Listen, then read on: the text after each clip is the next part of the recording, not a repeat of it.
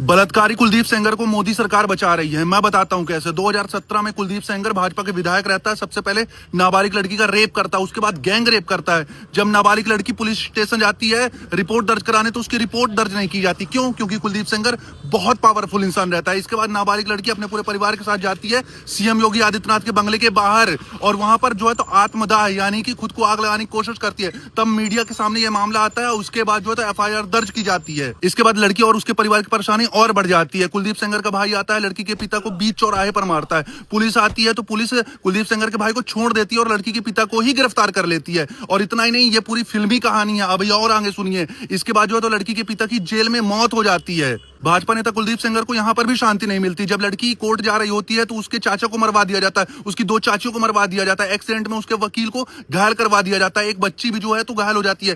खुद जो है तो पीड़िता जो है तो वेंटिलेटर पर आ जाती है। लेकिन पीड़ित लड़की को अभी भी न्याय नहीं मिलता। वो खून के आंसू रोती है। इसके बाद वो सुप्रीम कोर्ट जाती है। सुप्रीम कोर्ट के हस्तक्षेप के बाद जो है ट्रायल कोर्ट कुलदीप सेंगर को जो है तो उम्र कैद की सजा देता है और उसके जेल भेज देता है। लड़की को जैसे ही कानून पर भरोसा होता है तो दिल्ली हाईकोर्ट की एंट्री होती है। दिल्ली हाईकोर्ट कुलदीप सेंगर की उम्र कैद की सजा माफ कर देता है और उसे जमानत दे देता है। इसके बाद लड़की अपने परिवार के साथ इंडिया गेट पर धरना देने लगती है तो पुलिस आती है और पुलिस जो है तो लड़की को ही जबरदस्ती उठाकर जो है तो बाहर फेंक देती है, उसे बंधक बना लेती है। सोचिए हमारे देश की हालत ये है जहां पर एक लड़की जिसका रेप हुआ है वो बार बार कहती है कि मेरा रेप हुआ है और उसको जो है तो दोषी को जमानत मत दो, उसको मत छोड़ो क्योंकि मेरे परिवार को मार चुका है, मुझे भी मार देगा।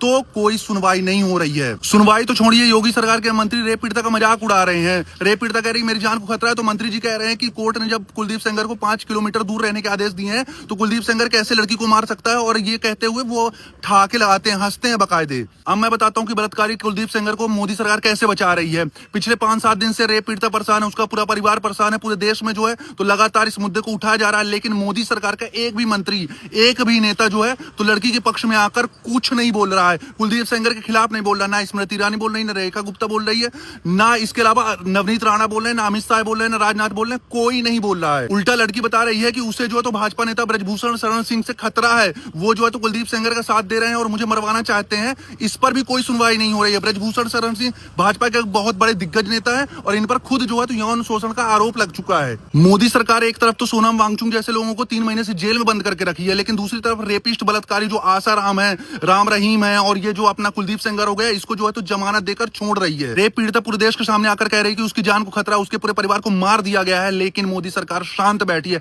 अब आप ही बताइए कि इसमें मोदी सरकार बलात्कारी कुलदीप सेंगर को बचा रही है या फिर नहीं बचा रही।